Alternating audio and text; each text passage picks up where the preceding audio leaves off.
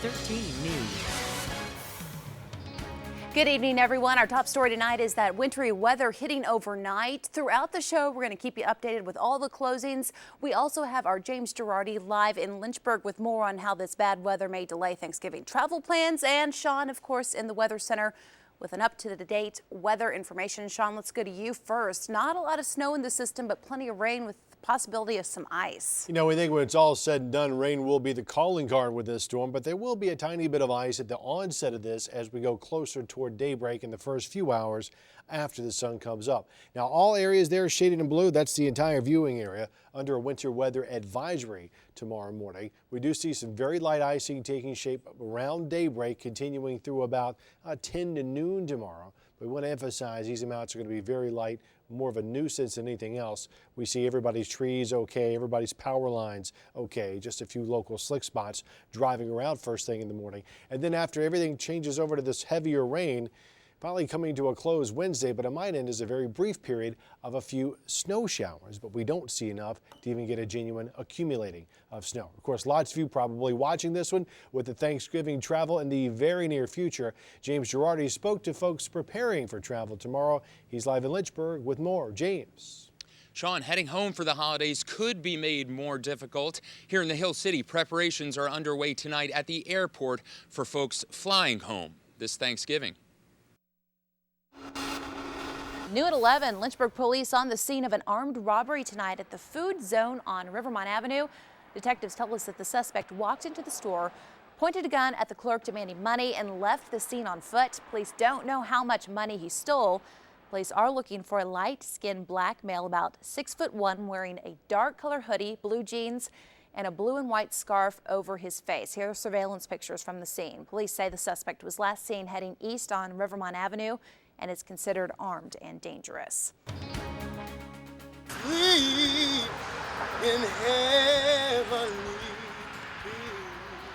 Tonight, a tree lighting ceremony 4 long months since the disappearance of 17-year-old Alexis Murphy. Thanks for joining us for 13 News at 11 tonight. On what her family calls sacred ground, prayers and continued hope that the teenager will return home in time for Christmas. This was an emotional night in Livingston, a tree lighting ceremony in her honor at the Liberty gas station where she was last seen. James Girardi joins us live now in the Lynchburg studio. And James, a tough night for that community, I've got to imagine. Danner, let me tell you, I've covered Alexis's disappearance since day one, and tonight's ceremony was tough. The most emotional I've seen her family and so many members of the Nelson County community. This, her parents say, is Alexis's favorite time of year. Each day only gets harder for them, and there's only one thing they each want this Christmas. Knowing she loved Christmas. I mean, she haven't been found, so you don't know. The pink tree at the Liberty gas station will be lit all season as a sign that Alexis's family, that all in Nelson County, haven't given up hope. Live in Lynchburg studio, James Girardi, ABC 13 News. All right, thank you, James. Day 2 in the search for Jamisha Gilbert is over, and still no sign of that 18-year-old. Gilbert was last seen late Thursday night in Lynchburg after she dropped her boyfriend off at home. Then police found her car early Friday morning, wrecked and abandoned on the Concord Turnpike. Officials searched the Concord Turnpike, Winston Ridge Road, and Route 460 today.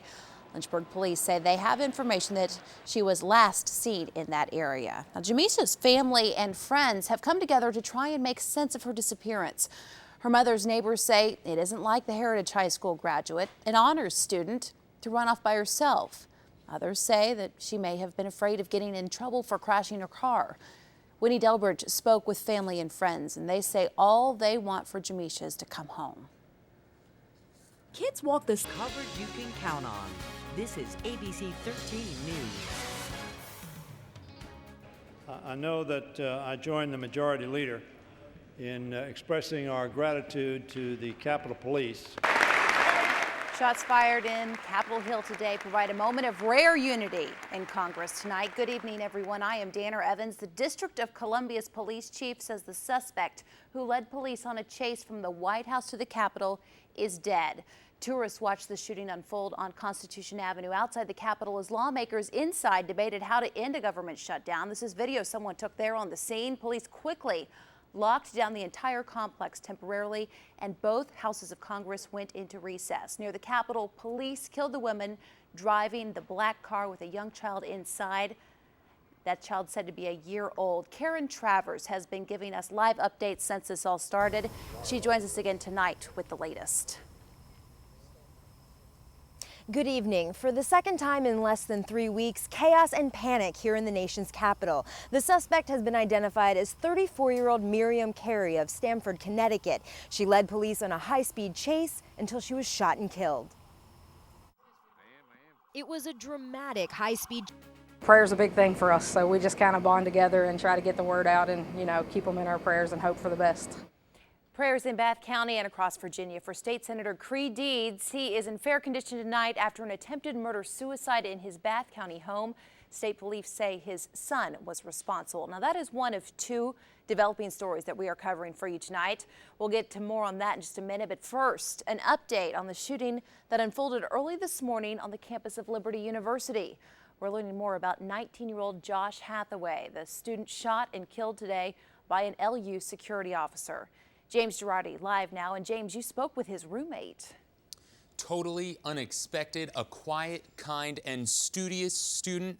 That, according to Hathaway's roommate. Tonight, a group gathering to remember the freshman from Texas shot dead this morning on the campus he called home. A campus in mourning. According to that same search warrant, another roommate of Hathaway's told police that recently Hathaway had been acting unusual and that he'd told that roommate he was experiencing financial and academic difficulties. There will be a campus-wide convocation tomorrow where the university president will address students on today's shooting. Live in the Lynchburg newsroom, James Girardi, ABC 13 News. All right, thank you, James. State Senator Creed Deeds is in fair condition tonight after an attempted murder and suicide at his Bath County home this morning. State police say Deeds was stabbed multiple times in the torso and the face. He was flown to UVA Medical Center where, again, he is in fair condition. State police say early indications are that his son, 24-year-old Gus Deeds, stabbed his father before shooting himself to death. The senator and his son were the only people at the home at the time.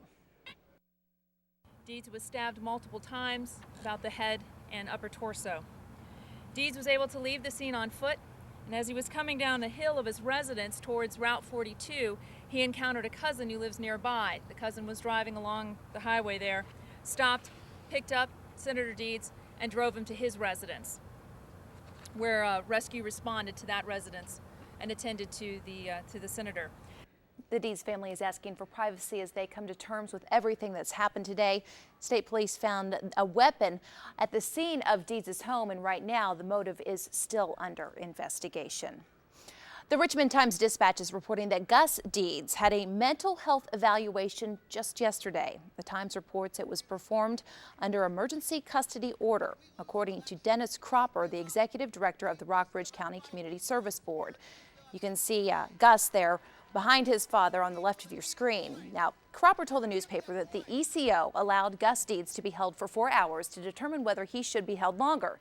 The paper says Cropper told them that Gus Deeds was evaluated at Bath Community Hospital and was released because no psychiatric bed could be found across a wide area of Western Virginia. Now, while Cropper is no longer commenting tonight about Gus Deeds' case, he did explain how an emergency custody order works through an email.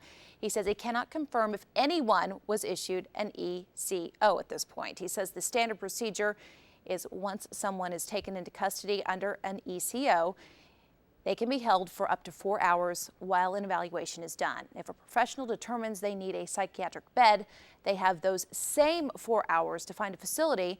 No person can be held beyond 6 hours involuntarily under ECO. Creed Deeds ran for governor in 2009 against Bob McDonnell. He also ran for attorney general in 2005 and again lost to McDonnell.